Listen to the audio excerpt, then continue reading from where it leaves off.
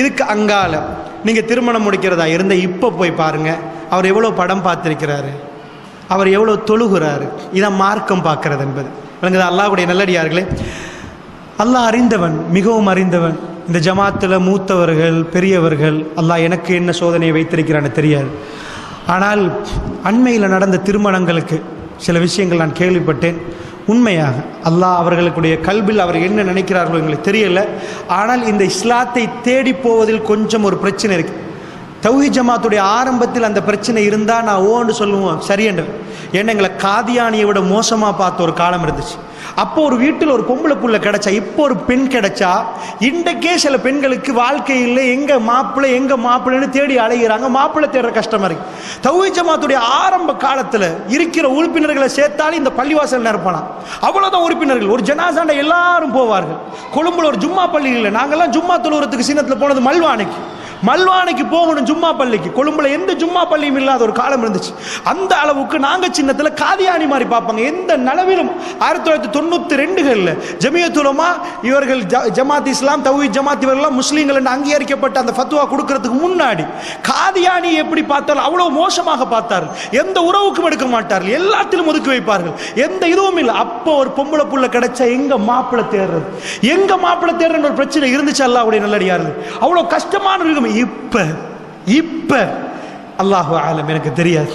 அல்லாஹு ஆலம். அல்லாஹ்வுடைய நல்லடியார்களே, எல்லாம் கொள்கைகளை தாண்டி போகிற அளவுக்கு அவ்வளோ பெரிய முசீபத்தின் நடக்கல். இன்றைக்கும் அந்த பிரச்சனையில் ஒரு பகுதி இருக்கலாம், ஆனால் இன்றைக்கு விரிந்து இருக்கிறது. அல்லாஹ்வுடைய நல்லடியார்கள் இப்பொழுதும் நடக்கிற திருமணங்களுக்கு போய் பார்க்கிற நேரம் அல்லாஹ் அவர்களை பாதுகாக்கணும். நான் யாரை விமர்சிக்க விரும்பவில்லை அல்லாஹ்வுடைய நல்லடியார்களே. ஏனென்றால் அல்லாஹ் எனக்கு அதை சோதனையாக கூடாது என்ற ஒரு துஆவோடு நான் பேசுவதனால் அல்லாஹ்வுடைய நல்லடியார்களை நீங்கள் புரிந்து கொள்வதற்காக வேண்டி சொல்கிறேன். நன்றாக புரிந்து கொள்ளுங்கள். இஸ்லாத்தை கொண்டு வந்து உங்க குழந்தைக்கு மாப்பிள்ளையாக, நீங்க உங்க மகளுக்கு மாப்பிள்ளையாக இஸ்லாமிய ஒருவர் இஸ்லாத்தை கடைபிடிக்கிற ஒருத்தர் கொடுத்தீங்கன்றா வல்லாஹி அவன் நல்லாவே இருப்பான். அல்லாஹ்வுடைய நல்லடியார்களே, ரசூலுல்லாஹ் கூப்பிட்டு நஜ்ஜாஷி மன்னன் இது ஒரு ஆளை அனுப்ப சொல்லல, கிஸ்ரால இந்த ஒருத்தர் அனுப்ப சொல்லல, ஏன் மகளுக்கு திருமணம் முடிக்க போல ராயல் ஃபேமிலியில் ஒருத்தர் அனுப்புங்கன்னு சொல்லல, ஹிர்கல் மன்னன் இந்த அனுப்ப சொல்லல.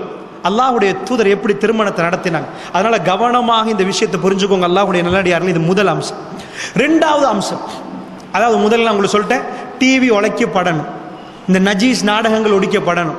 இந்த ஃபேஸ்புக்கில் இருந்து அவங்க கழிக்கிற நேரங்களில் நல்லதாக இருந்தால் பரவாயில்லை, கெட்டதுகளுக்கு போகிற வாசல்கள் அடைக்கப்படும். நீங்கள் பொறுப்பு அமானிதம் இன்னொருவருக்கு நீங்கள் திருமணம் முடிச்சு கொடுக்குற நேரம் நீங்கள் உங்கள் மகளுக்கு என்ன சொல்கிறீங்களோ அதான் உண்மை, அவர் என்ன சொல்கிறார் அதான் உண்மை. சொல்லலாம். நேற்று கூட ஒரு இடத்துக்கு போயிருந்தேன், திருமணம் டிவோர்ஸ் ஆகிருக்கு. அப்போ என்னன்னு கேட்டேன், A-level வரைக்கும் படித்தேன்ட்டாங்க.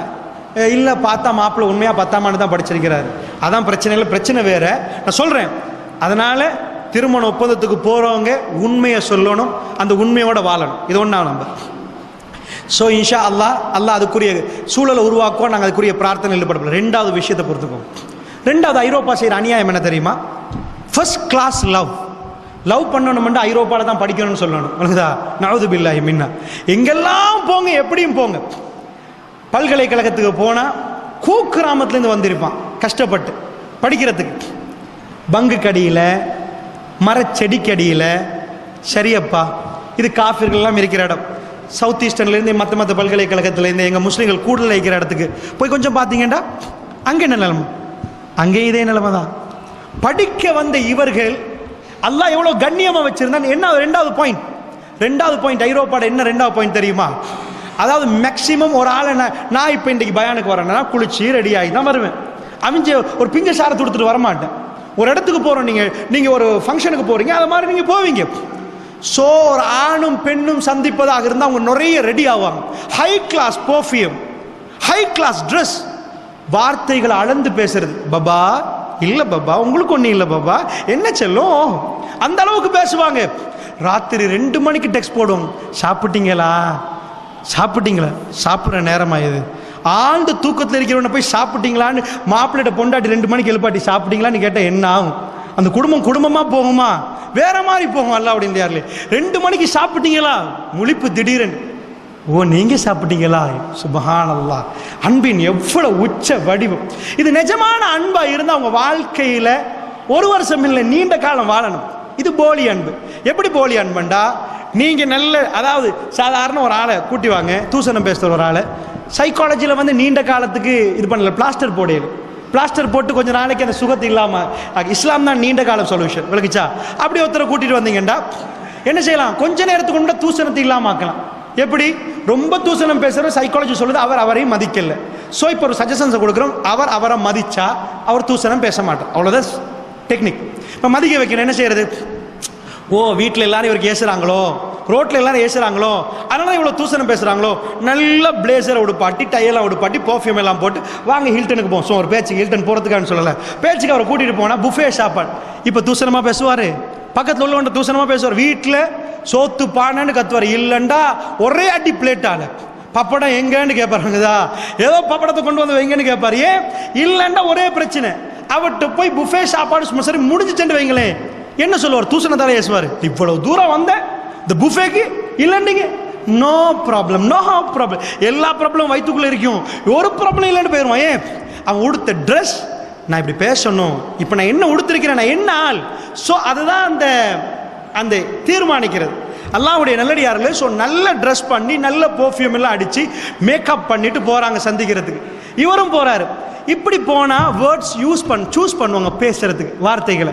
ஓ, இப்போ அப்படியா, சரி, இப்படி தான் பிரச்சனை, அப்படி நல்ல அழகான வார்த்தைகளை போட்டு அன்பாக 2 பேர் இது பண்ணுவாங்க.